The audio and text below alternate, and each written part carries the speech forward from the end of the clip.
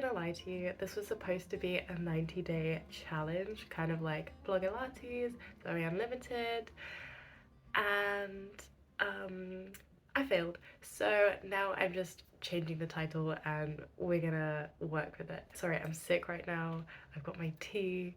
We're filming as we go, so if the lighting changes or whatever, just... So yeah, this is 90 days in my life. The focus is supposed to be on like nutrition and energy levels and like doing exercise I enjoy and like trying to build a routine for myself because I travel quite a lot and I just don't have like a set routine. It's very difficult for me in my lifestyle, in my work, to have like a routine. So I wanted to try and build up some like healthy habits for myself. I know the word healthy is like so generic, but like I wanted to build up some habits that I could actually stick to that would benefit me and would kind of boost my energy levels and make me feel like my best self, you know, living my best life. Has that happened? You're gonna find out.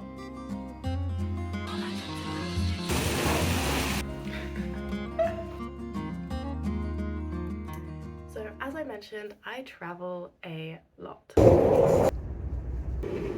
Like a lot. Which means I'm staying in different places or I'm always on the go, which means that trying to get 3 square meals a day or like adequate snacks, etc., just it throws everything out of balance. One of my goals was just to walk more. Like I walk quite a lot anyway because I don't have a car, I don't drive, so I walk to the station, I cycle quite a bit. And I just found it like really impossible to film me like cycling, but I do cycle. So I wanted to build in like going for a walk, going outside every single day because I'm described as a plant by people who know me really well. Like when I'm indoors too much and when I'm too sedentary, I get sad. Whereas when I'm outside, like I photosynthesize and I have more energy and I just feel happier and like more like clear-headed and able to deal with things in life. The majority of this was filmed like over the summer, which made it easier to go out a lot more. The weather was good, it was dry, it wasn't raining, and I loved it. I didn't find that it was a challenge for me. I actually found it very energizing, and I think this is one area in which I actually succeeded. You can tell me to my face, or even on the phone. You can write it in a letter. Either way, I have to know. On a similar note, I watched a documentary, loosely use that word. I watched like a YouTube video about your, what's it called? Fascia? Fascia? Fascia. The sinews that hold your muscles and bones and everything in your body together. There's been a few studies to show that if you're like stretching that and moving around every day, then you'll benefit quite a lot and you can prevent a lot of like age-related aches and pains. And a lot of people who have unexplained back pain, who benefit from things like acupuncture, there's some research to suggest that it could be because of the release of your like fascia.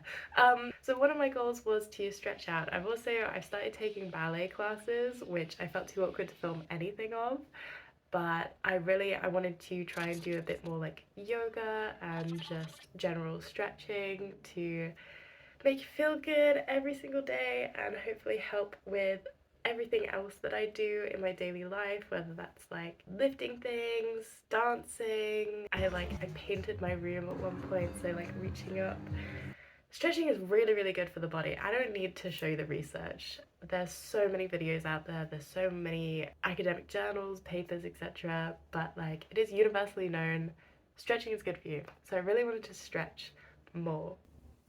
I am so close. I feel like I'm really close to being able to do the splits. I just need to push that extra little bit. I think overall I did a decent job, and honestly, like I find it kind of boring and I find stretching really painful. It does kind of get easier and you get into a routine, and I found that naturally stretching and mindfulness kind of work well together, because if you're trying to like hold a really difficult position for a really long time, I found that like trying to find my like mental zen kind of just came naturally as well. So I found it really beneficial for like the brain as well as the body. Yeah, like every time I did a workout or went for a run, I would try and stretch afterwards, which is difficult for me because I actually just really don't like stretching.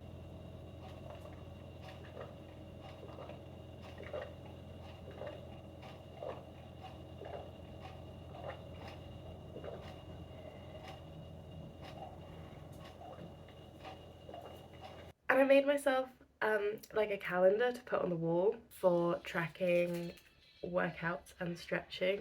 And I do count stretching as a workout in and of itself. Like yoga is hard.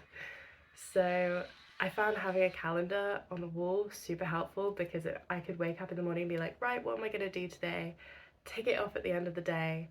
And it's very satisfying for me. If you're a lists kind of person like I am, you'll know that like being able to tick something off a list, beautiful, chef's kiss. Hello, I'm just about to go for a run and I thought I would do a little check-in for this week. The printed off calendars on my wall are really helping. Like this morning I woke up and I was like, oh, what am I gonna do? And then I looked at the calendar and I was like, I'm gonna go for a run today. So it's all very well me saying I wanted to do a 90-day challenge, but what does that actually mean? Like 90 days of trying my best at what? So a friend of mine a few years ago gave me this journal. I think it was 2021, so it's for my 21st birthday, and I love it. It's super cute, but it sat on my bookshelf just looking pretty for a really long time because I find it really hard to like journal every single day. So I tried to check in with myself as often as I could and I found it really rewarding. But in the front of this, it's called Wellness Journal. But in the front it has like a place for your goals. It says feel good goals. There are like 4 intentions and then 3 goals. So the 4 like intention groups are nutrition, activity, mind and self-care. And then my 3 feel-good goals were to eat for my body, to find myself, and to increase my fitness. So something that overlaps 2 of these sections is eating for my body. It's a focus on nutrition. So for my nutrition goal, I wrote, find a healthy balance, de-bloat, reset my metabolism, eat for the needs of my body, not my emotions. And I think a lot of people can relate to this when they say that, you know, if you're feeling, say, anxious or depressed, you might eat more or less. If you're feeling happy, again, that might affect what you eat, how you eat, when you eat. And there's absolutely nothing wrong with this. This is very normal and natural, and often our emotions and our dietary cravings are all linked to our brain chemistry. So it's completely okay to just eat intuitively and kind of roll with that. Like if you have a difficult relationship with food and you say, oh, every time I'm sad I eat too much, but then you're putting extra pressure on yourself, that's not really a healthy goal because it's going to make you feel worse. I think there are ways of tackling these things, but you have to make sure that you're in a really healthy place when you start. So I don't necessarily endorse having the same goals for everyone. My main goal was to find a healthy balance. So I wanted to eat more like just fruit, veg, meat, like unprocessed things. I really wanted to increase my protein intake as well because I know that when you're exercising and you're using your muscles, you want to fuel that. But it's something that I find quite difficult because I don't eat a lot of meat.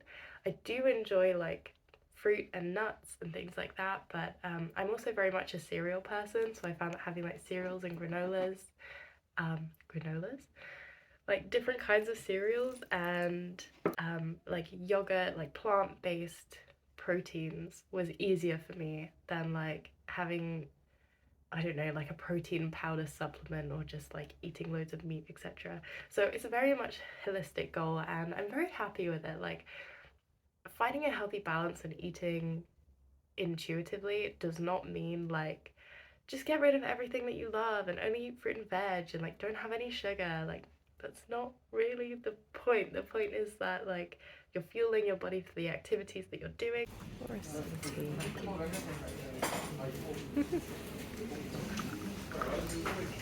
It it was one of those things where like I changed sometimes my breakfast and lunch, but with dinner, I think I have like a relatively healthy lifestyle anyway in terms of food, and I eat with my family most of the time.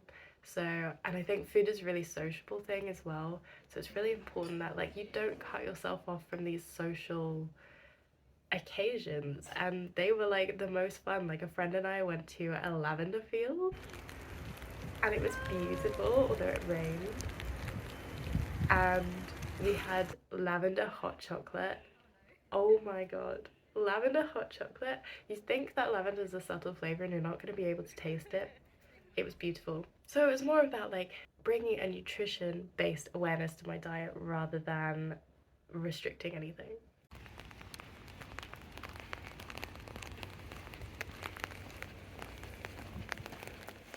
So under the intention of activity, I wrote move every day, find joy in exercise, stretch to keep my body feeling good, yoga for healing, strength training for confidence, and ballet for femininity.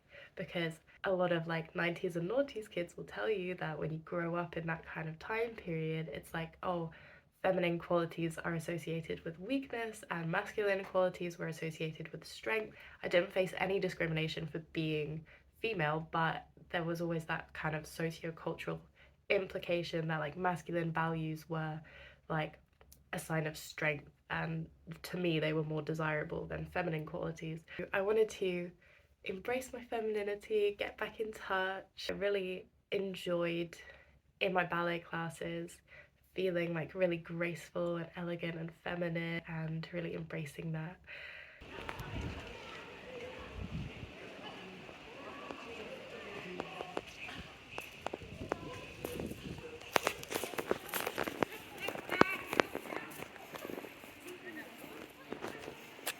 So my activity goals were for healing and confidence. So I really wanted to like, you know, I'm the kind of person, and I'm sure a lot of you feel the same way, that like when you feel shy, you tend to do this. You tend to kind of roll in on yourself and make yourself as small as you possibly can. And I really wanted to move more and take up more space and like open myself up and embrace like taking up space, which is a foreign thing for me. I'm so used to like minimizing myself and reducing myself, and I feel like it's really important, especially if you're in your teens or your early 20s like I am, or at any age to be honest, like to stop minimizing yourself. Like I wanted to improve my posture, I wanted to stretch out my arms more. Like when I'm walking on the street, I'm always the one dodging everyone else. Why am I like this? I think it's a symptom of people pleasing behaviors and like a certain personality type. Like I am an extrovert, but yeah, I minimize myself physically, which is crazy. So exercise is a great way to like stretch out your body, take some time for yourself, and feel really empowered. And I wanted to be able to like see a measured improvement in like my strength and my energy to kind of boost that confidence and boost that like reaching out. So my under my feel good goals, I wanted to increase fitness. That was all I wrote. Steps to get there included wake up and stretch, run twice a week. I really like running, and especially when the weather's nice. Like there's a park nearby that's beautiful, it has a lake, and I'm very lucky in the area that I live in where I have a route that's very easy. It's about 5k, so it's like a good amount to like get my heart rate going, get outside. Like it's a nice way to start the day and feel accomplished, but it's not too strenuous. So I really wanted to like continue running twice a week and remind myself that it's something that I really like doing, because often I'll wake up and be like, oh, I can't be bothered, and then when I come back I'm like, oh, I feel so great that I did that. You know, I really didn't feel like getting up and going for a run today, but I'm trying to be consistent. That was my intention for today, is to try and like find motivation and be consistent. And I'm glad I did. I'm energized.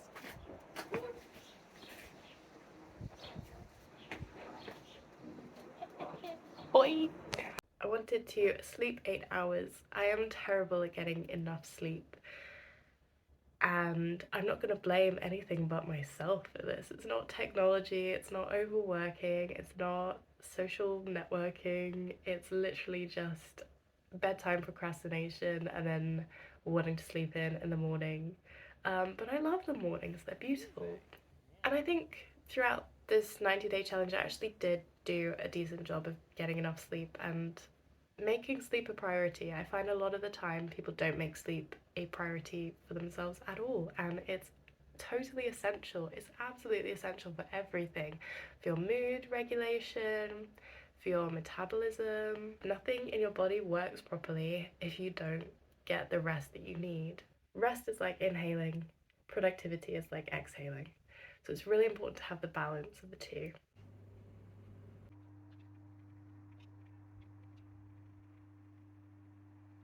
And I genuinely, after these 90 days, although I have not completed it perfectly, I do feel more confident. I feel like I'm speaking louder when I speak. I'm more clear, I'm more eloquent, I have more energy. Like, I'm having all of these ideas again, which is crazy because one of the reasons I haven't posted a video in a really long time is because I've just not had any ideas. I've completely run out of inspiration, I ran out of motivation to even edit the stuff that I've got. And so, incorporating that, like, routine of just getting outside of myself and getting literally outside into the world and moving my body, and it has made me more confident and it makes me feel really good about myself. And like, my default now is to look in the mirror and go like, hey you, like, I don't know, I just have this like positive attitude that has been amplified since I started this.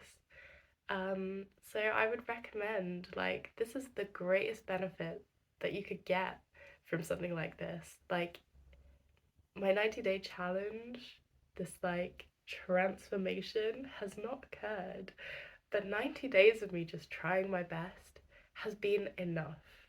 And I think that's the message that I want everyone to take away from watching this video, is that you don't have to do everything perfectly, you don't have to take a before and after, you don't have to have these ridiculous goals. It can be realistic and you can still benefit so much from it. Going for a lovely walk in the rain. Nice bit of summer rain. In my skirt and my boots. And my hoodie.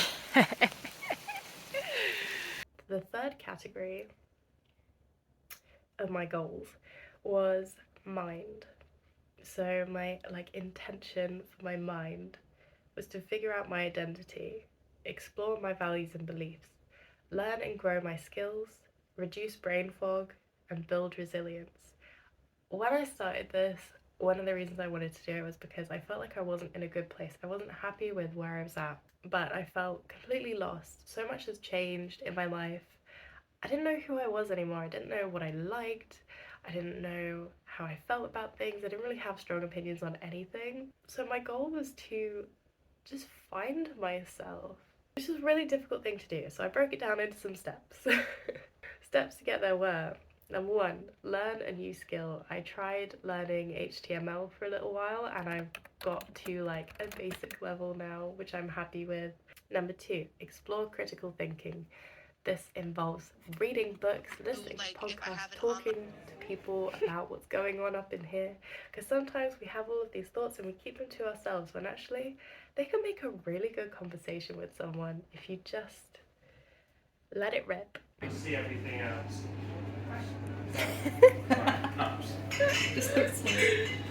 Number three, practice gratitude. And that is part of what this journal is all about. It has a section on every single page about things that I am grateful for, things that went well today and things that I'm grateful for. It's such a lovely, happy, positive practice. Like, even when you're having a really bad day, to just say, hey, you know, at least there's this one thing that went right today, or at least there's this one thing in my life that I can feel endless gratitude for.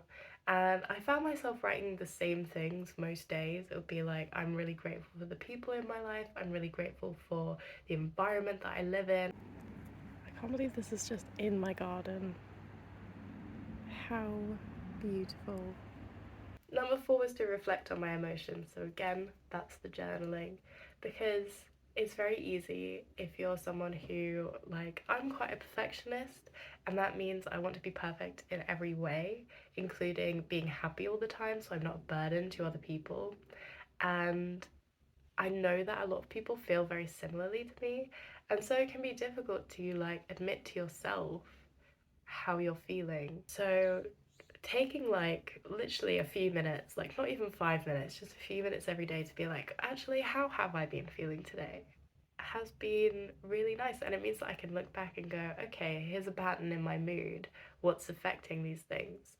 And I thought that that would be really complicated, but it wasn't. It was really easy. So now I feel like I understand myself a lot better. So that's gone a long way to me finding myself.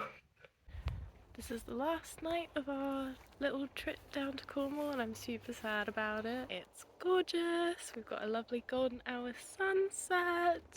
There are some horses in the field that we're staying in. I really feel refreshed from being out for a week, just somewhere completely different, doing something different, like being outside most of the time, not being on my phone, not being affected by all of my influences. I've realized I'm quite easily influenced, I think, more so than I thought. So it's just been really good to be away from everything.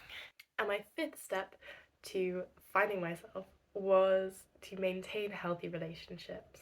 I felt like in some of my relationships, I wasn't being genuine, I wasn't being myself because I was people pleasing, or again, I was doing that minimizing, like minimize myself for the sake of somebody else. It's not always easy when you feel like you're not the same person that you used to be, and you don't know who you are, and your personality changes, and you reinvent yourself. I reinvent myself every 2 months, probably. Maintaining healthy relationships for me was all about figuring out who I was and then figuring out how to communicate that to the people in my life. And I feel much closer to them because I am being my authentic self, and so I know that they're loving me for who I actually am as opposed to the version of me that I present to them. And that has contributed to a great sense of security for me. I think that has been the goal that has been the most beneficial, but it's also the most abstract. It's really difficult to like film me being myself. But this is it. This is me. This is who I am. And I hope you like it too, because I'm loving her.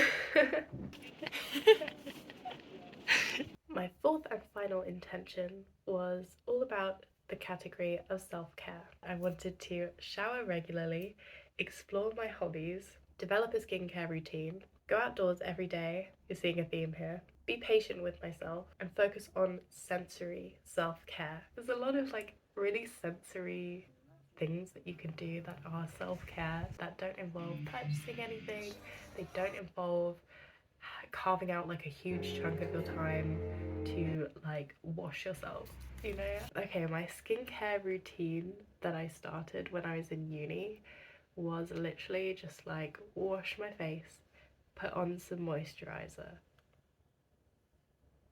That's it. And that has been my routine for ages and ages because ain't nobody got time. All of this like 7-step, 9-step, 15-step routines, they're too long and they're too expensive. But I found a skincare routine that works for me, and actually it's become like a little bit of like taking a moment out of my day for myself. It's kind of like extending your shower thoughts. A lot of my hobbies I kind of start and stop, or they, I don't know, they got replaced by things that I had to do for other people. Like I'll call my friends or my partner in the evening, and the evenings are kind of the only time that you have for your hobbies like during the week. And so I ended up not really having that many hobbies anymore. I needed to find like a different time and place for dedicating myself to my hobbies, the things that I really enjoy. A lot of my hobbies involve exercise anyway, so I'm quite lucky. I started like knitting and crochet, and so I'll do that like while I'm on the phone, which is a great way of multitasking, and like it doesn't distract my brain because I'm really bad at multitasking. Like if I'm talking to someone and trying to do something else, I can listen to someone speak, but I can't make conversation. I think people forget that like hobbies are self-care. They are intrinsically selfish, and that's not a bad thing. That's a really good thing. Being selfish isn't bad, in my opinion.